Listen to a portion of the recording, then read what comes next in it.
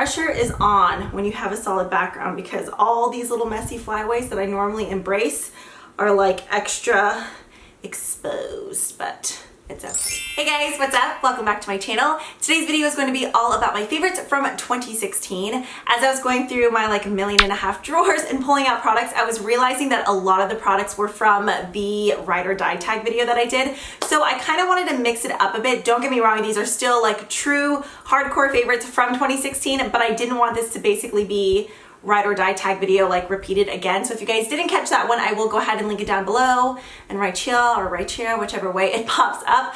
But then I started thinking like maybe I should kind of focus on products that were released in 2016 and my favorites from those, but I did still go ahead and include in some of my ride or die tag products just because those were the main ones that I used like over and over again. If there wasn't like a foundation that released this year that I was crazy about, then I was like, well, I'm just gonna go to my tried and true like NARS Sheer Glow, which I guess we'll go ahead and kick it off that way. NARS Sheer Glow was my go-to foundation pretty much all year long. I don't know why I ever put it back like into the back of my drawer. Was it neglected and forgotten, which makes me so sad. I absolutely adore this foundation. I'm not gonna keep going on about it because I've talked about it a million times. Is my necklace backwards?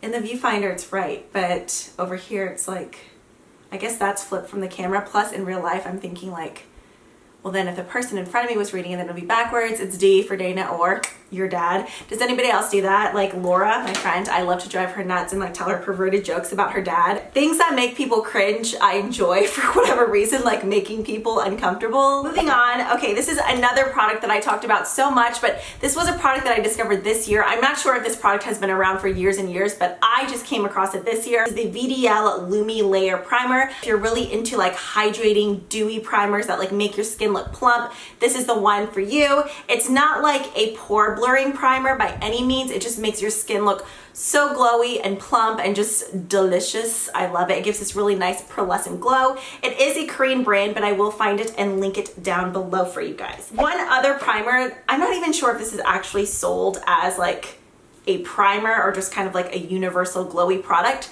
This is from the ESTEE Edit. I love this line. I'm pretty sure this line did launch this year. It's kind of like Estee Lauder's trendier brand. Like Estee Lauder's not really like the grandma brand, but it's the more mature, like chicy deaky brand. And then this one is more of like, I don't even know how to describe it. I was gonna say like teeny bopper, but no, not really, because I mean, I'm not anywhere near my teens and I still love it. But this is the Beam Team Hydrate and Glow. Now, there's actually two products in here. You have the product that's in the tube, which is just this gorgeous, it comes out kind of like a pale beige bronzy shade, but once you rub it in, to be honest, you don't get much of the bronzy color on your skin. More than anything, you just get really nice hydration and kind of a glowy effect. The VDL one is more of like a pearlescent glow. This is more of just a very sheer golden glow. And then on the top, it has this sort of like cream highlight product. To be honest, I never really use it. I don't see much of a difference when using it. And I feel like if I apply this like on top of my foundation or even under, it just kind of disappears into nothing. But the product in the actual squeezy tube, I love. There's so many good products in this line. In fact, I have a couple of other favorites to mention from it. So if you guys haven't checked it out yet, I'm pretty sure it's only at Sephora as of right now. The ESTEE Edit, good stuff. Finishing off with a couple more face products. This was something that I had to mention because this was honestly my go-to highlighter all year round. I don't think I'll ever stop using this primer. I just love it. It like layers beautifully. It's gorgeous on its own. It's gorgeous mixed with foundation. It's just a stunning highlighter. Hands down, my favorite highlighter that BECCA makes. It's just the Shimmering Skin Perfector in Opal. So it's the actual like liquid version. They have it in the poured, they have it in the pressed. Both of those are amazing, but not as amazing as this. I absolutely love this. I'm wearing a tiny bit of it right now, and then I have something layered on top.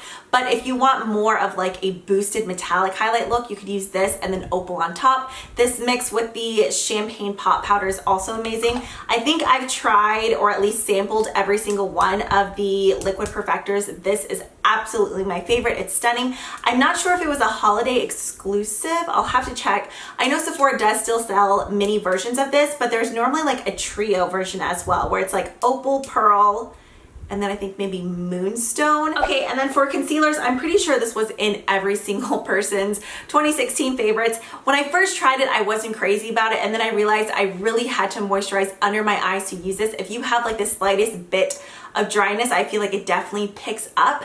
But I like to go in with Tarte Maracuja oil and then a really nice like balmy, I always say that word so weird, under eye moisturizer, and then kind of like tap it in, let it really soak in, and then apply this on top. This goes in and just kind of blurs out any like wrinkles you have. Well, not blurs out, but it doesn't settle into those funky little creases. The coverage is unbelievable. This covers like anything and everything, freckles, dark circles, everything. Come out with a foundation version of Shape Tape.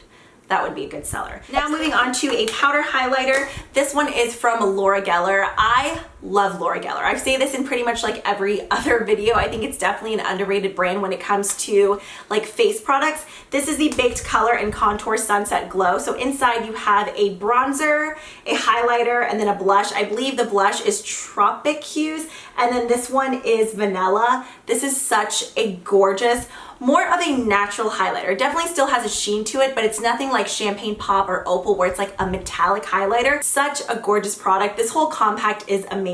If you guys have never tried Laura Geller blushes, I know I preach this constantly. So underrated. I don't know why more people don't talk about them. Pink Grapefruit is incredible. If you were ever a fan of like MAC Warm Soul, or what's the other one called? There was another baked one that was amazing. Those kind of marbleized blushes that kind of give you like blush and highlight look in one. This one does it. It's beautiful. Definitely check it out. I don't think Laura Geller is sold. No, I know it's not sold in Sephora, but you can get it at Ulta, QVC, as well as Laura Geller's own site.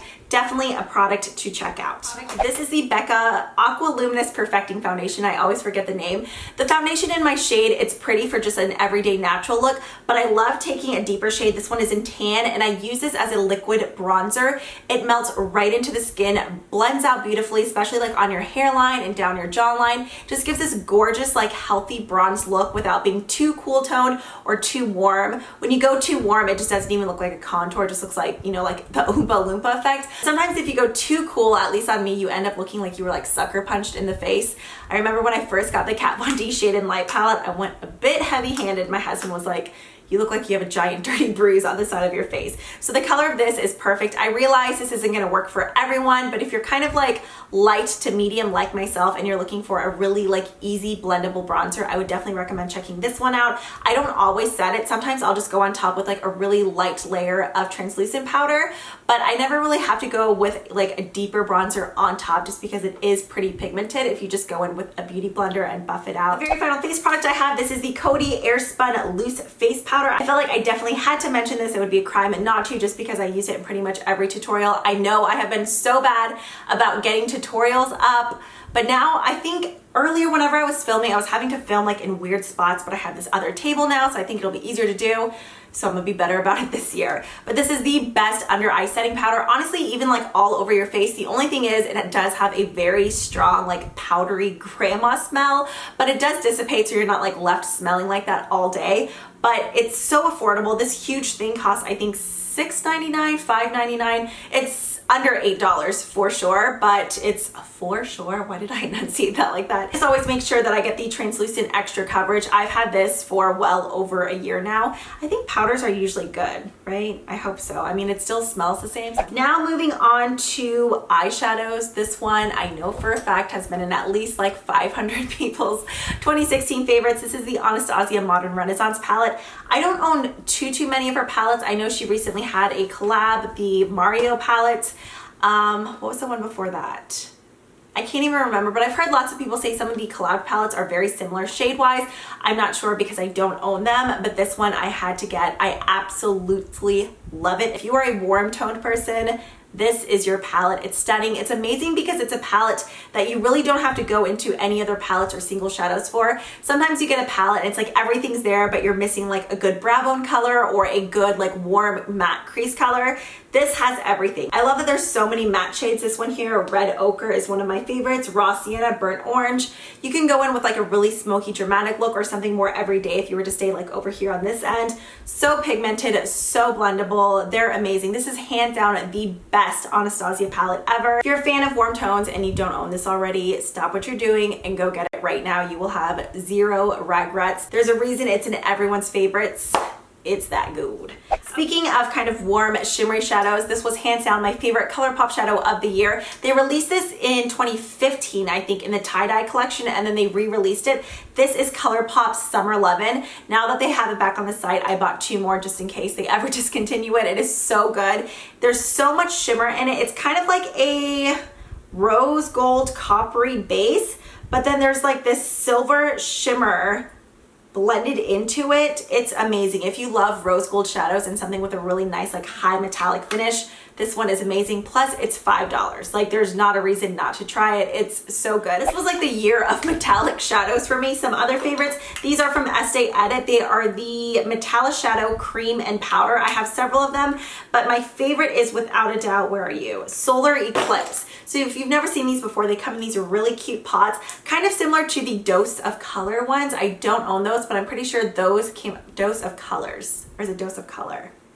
Dose of Color, right? I don't own those, but the concept is pretty similar. You have a cream shadow here on the top. It has a little mirror, and then on the bottom you have a pigment. So Solar Eclipse has this really deep Merlot cream shadow, and then on the bottom it kind of has this light bronze champagne pigment. The combination is beautiful. I love these. They're so long wearing. I really like the packaging. I haven't had any issues with any of these drying out. The seal is pretty good on them. If you're more into purples, there's Cyberella, and then if you just like a really rich bronze chocolate eye, Solar Blast is really good. I have 2 more types of pigments. The Touch and Souls, love them. I only have 2. I definitely want to get more of them. I believe these retail for $25 at Sephora. They are the Touch and Soul Metalist Liquid Foil and Glitter Shadow Duo. I have Talia and then Margaret. I don't think Sephora did that great of a job like describing them online, because I think Margaret was described as like a copper or I can't remember what they described it as, but it's definitely like a super intense rose gold. If you like Summer Lovin',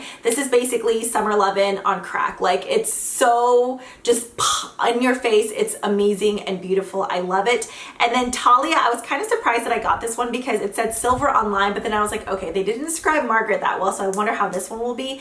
It's more of like a white gold kind of silver. So it's not like, it's cool toned, but there's a bit of warmth in it to where it's not like an icy silver, but more of that pale white gold.